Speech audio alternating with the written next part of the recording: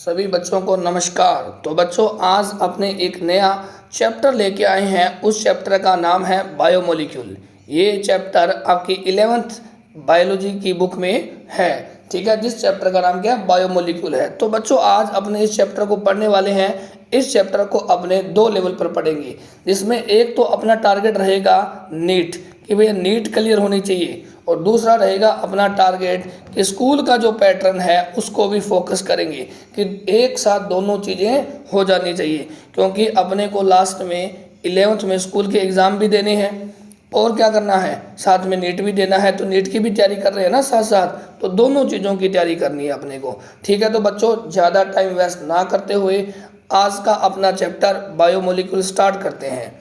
तो बच्चों अपने पास सबसे पहला क्वेश्चन यही है कि यार बायोमोलिक्यूल कितने प्रकार के होते हैं, how many type of biomolecules.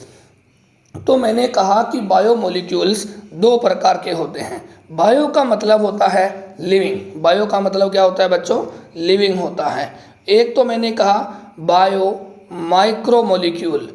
Bio micromolecule, micro मतलब होता है छोटा, ठीक है, और एक है बायो मैक्रोमोलिक्यूल। कौन सा, बायो मैक्रोमोलिक्यूल है। अब देखो बायो माइक्रोमोलिक्यूल वो होता है जिनका मोलिकुलर वेट 18 से लेकर 800 डाल्टन के बीच में हो। जिनका मोलिकुलर वेट 18 से तो ज़्यादा, 18 से तो ज़्यादा और 800 डाल्टन से क्या हो, कम हो, या फिर इन दोनों रेंज के बीच में हो, वो माइक्रोमोलिक्यूल कहलाते हैं।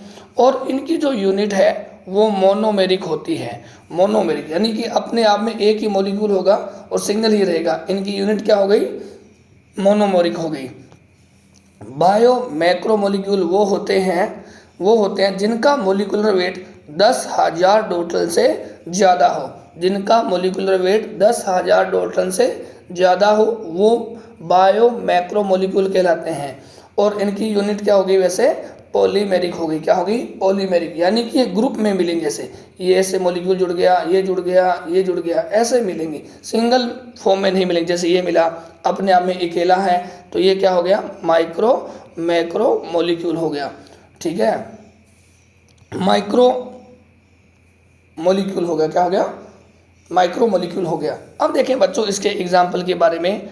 अमीनो एसिड आ गए, सिंपल शुगर हो गई, और सिंपल शुगर बोले तो ग्लूकोज हो गया, फ्रक्टोज हो गया, न्यूक्लियोटाइड्स हो गया, न्यूक्लियोसाइड हो गया, और इनऑर्गेनिक कंपाउंड लाइक सल्फर और फॉस्फेट इत्यादि। ठीक है, तो ये क्या हो गए बच्चों, माइक्रो मॉलिक्यूल की क्या हो गए, एग्जाम्पल हो गए हैं। आगे देखें आप, मैक्रो मॉलिक्यूल में प्रोटीन इसका एग्जाम्पल है, पॉलीसेकेराइड इसका एग्जाम्पल है, न्यूक्लिक एसिड भी इसका एग्जाम्पल है। ध्यान रखें बच्चों, जो मैक्रो मॉलिक्यूल है वो सिर्फ 3 ही हैं। कौन कौन से हैं, एक तो प्रोटीन है, दूसरा पॉलीसेकेराइड है, और तीसरा कौन सा है, न्यूक्लिक एसिड है। तीसरा कौन सा है, न्यूक्लिक एसिड है। अब देखो बच्चों आप लिपिड को, लिपिड भी लिखा हुआ है, ध्यान दें। मैक्रो मॉलिक्यूल सिर्फ 3 ही हैं, प्रोटीन, पॉलीसेकेराइड और न्यूक्लिक एसिड, 3 ही होते हैं। लिपिड मैक्रो मॉलिक्यूल में नहीं आते हैं। अब देखो रीज़न क्या है उसका, ये एक तो एसिड सोल्यूबल पूल में पाए जाते हैं। पहली बात क्या याद रखनी है आपको, ये एसिड सोल्यूबल पूल में पाए जाते हैं, found in acid soluble pool. अब मैंने कहा कि इनका जो मोलिकुलर वेट है वो 800 डाल्टन से कम होता है, 800 डाल्टन से कम होता है। अभी मैंने क्या बोला कि जो माइक्रो मोलिक्यूल होते हैं उनका जो मोलिकुलर वेट है वो 10,000 डाल्टन से ज़्यादा होगा, परंतु लिपिड में तो उल्टा हो गया, इनका तो 800 डाल्टन से कम हो गया, इसलिए मैक्रो मोलिक्यूल नहीं है। ये पॉलीमेरिक है, तो फिर ये इसका उल्टा क्या हो गया, नॉन पॉलीमेरिक हो गया। और ये वेसिकल की फॉर्म में पाए जाते हैं, दे present in the form of vesicles, ये वेसिकल की फॉर्म में पाए जाते हैं। इसलिए हम इन 3 बातों को देखते हुए कह सकते हैं कि लिपिड्स आर नॉट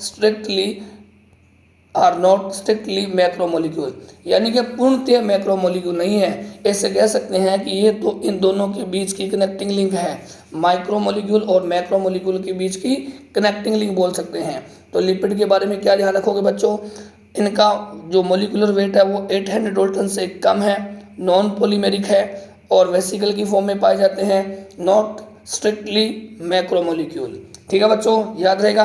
तो बच्चों साथ साथ नोट्स बनाते रहें, अच्छे से पढ़ते रहें। अब देखो बच्चों, elements in non living and living. Elements की बात करेंगे, कौन सा लिविंग में है और कौन सा नॉन लिविंग में है, ठीक है, इसकी बात करना है अपने। अब आपको ये टेबल को थोड़ा सा ध्यान में रखना है, पूरा रट्टा नहीं मारना है आपको, तो बस ध्यान रखना है कि किस में ज़्यादा है और किस में कम है। अर्थ क्रस्ट क्या लिखा है बच्चों, यहाँ पे अर्थ क्रस्ट लिखा है। अर्थ क्रस्ट कहें तो मैं कह दूँ नॉन लिविंग, इसका नाम क्या हो गया फिर, नॉन लिविंग। और ह्यूमन बॉडी क्या हो जाएगी बच्चों, लिविंग हो जाएगी। क्या हो जाएगी, लिविंग हो जाएगी।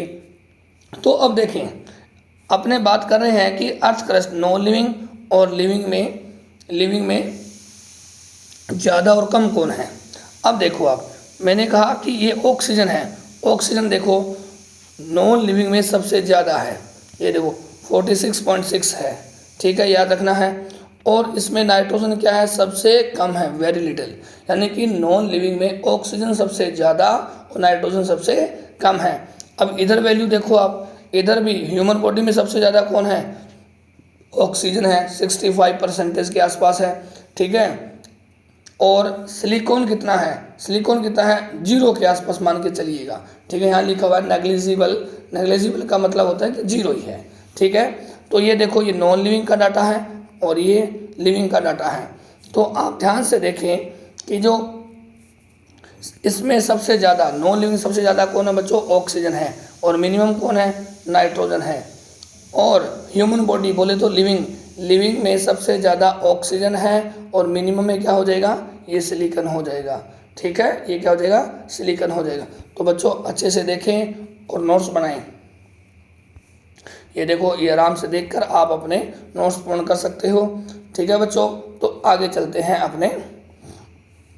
अब देखो बच्चों, एनालिसिस ऑफ कंपोजिशन की बात करते हैं कि अपने दो चीज़ों का एनालिसिस करना है। एक तो मैंने कहा कि जो ऑर्गेनिक कंपाउंड है इसका एनालिसिस करना है, ये जो ऑर्गेनिक कंपाउंड है इसका एनालिसिस करना है, ठीक है। और दूसरा करना है इनऑर्गेनिक कंपाउंड का एनालिसिस करना है, ठीक है। पहले अपने बात कर रहे हैं ऑर्गेनिक कंपाउंड का, ठीक है। अब ऑर्गेनिक कंपाउंड का जो एनालिसिस करेंगे, इसका कंपोजिशन क्या है, वो फ्रैक्शन मेथड से किया जाएगा। कौन से मेथड से किया जाएगा बच्चों, फ्रैक्शन मेथड से किया जाएगा। तो ये लिखा हुआ है, ये कौन सा मेथड है बच्चों, फ्रैक्शन मेथड है, ठीक है। अब कैसे किया देखो ध्यान से, अब मेथड कैसे है उसकी बात कर रहे हैं अपने।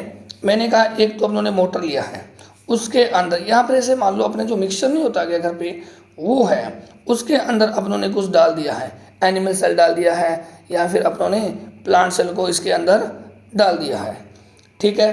अब फिर क्या किया कि साथ में सोलवेंट भी लिया, अब सोलवेंट को क्या किया, इसके अंदर डाल दिया। अब दोनों एक ही कंटेनर में आ गए हैं, तो इसको घुमाया तो बन गई सलरी। क्या बन गई बच्चों, सलरी बन गई, ठीक है। अब सलरी बन गई है, अब इस सलरी को अपनों ने एक डब्बे में डाला, उसमें लगी हुई है छलनी, उस छलनी को कहा गया है फिल्टर। क्या कहा गया बच्चों, फिल्टर।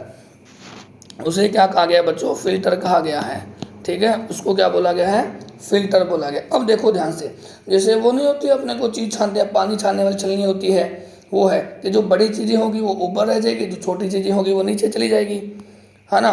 तो अब देखो ये बीच में यहाँ पे लगा हुआ है फिल्टर पेपर लगा हुआ है, यानी कि जो छोटी छोटी चीज़ें होगी वो तो नीचे चली जाएगी और जो बड़ी होगी साइज़ में वो कहाँ रह जाएगी, ऊपर रह जाएगी। जो साइज़ में बड़ी थी वो ऊपर रहेगी, उनका नाम रख दिया गया रिटेंटेंट। क्या रखा गया, रिटेंटेंट। और उन्हें बोला गया साथ में AIP, एसिड इनसोल्यूबल पूल। और जो छोटे थे चीज़ें वो कहाँ गई, वो नीचे आ गई, उन्हें बोला गया filtrate. ASP, acid soluble pool. क्या बोला गया, एसिड सोल्यूबल पूल, याद रहेगा, ठीक है बच्चों। आगे देखते हैं। अब देखो आगे क्या लिखा गया है, इनऑर्गेनिक कंपाउंड का एनालिसिस करते हैं, ठीक है। वो अपने कौन से मेथड से करेंगे, डिस्ट्रिक्शन या फिर ऐश मेथड, डिस्ट्रिक्शन या फिर ऐश मेथड है, ठीक है। इनऑर्गेनिक कंपाउंड का जो अपने एनालिसिस करेंगे वो डिस्ट्रिक्शन या फिर ऐश मेथड के थ्रू करेंगे। अब क्या लिया है हमने ये लिविंग सेल ली है। क्या लिया है, लिविंग सेल। इससे पानी क्या करेंगे, रिलीज कर देंगे और ड्राई कंडीशन हो गई, ठीक है। या फिर ड्राई कंडीशन बनाने के लिए आप क्या कर सकते हो, पानी की निकाल दो, तो फिर जो लिविंग सेल थी वो कैसे दिखेगी, अब ड्राई वेट दिखेगी, ठीक है। अब उसको जलाया, बर्न किया तो क्या निकलेगी, CO2 लीव कर जाएगी, और पीछे जो बनेगा उसे क्या बोलेंगे, ऐश। जो पीछे जो बनेगा उसे राख कहते हैं। राख हो या ऐश को, बात एक ही है। उस राख में क्या होगा, सोडियम, पोटेशियम, कैल्शियम, मैग्नीशियम, यानी कि हम कहेंगे कि उसमें क्या बचेगा बच्चों, मिनरल्स बचेंगे। क्या बचेंगे, मिनरल्स बचेंगे, खनिज बचेंगे। हिंदी में क्या बोलोगे, खनिज लवण, ठीक है, ये बचेंगे। तो बच्चों आज के लिए बस इतना ही, छोटा सा लेक्चर है। नोट्स बनाएं अच्छे से और अच्छे से पढ़ें, ठीक है बच्चों। तो आज के लिए मात्र इतना ही, बातें और भी करेंगे अगली क्लास में। जय हिंद, जय भारत।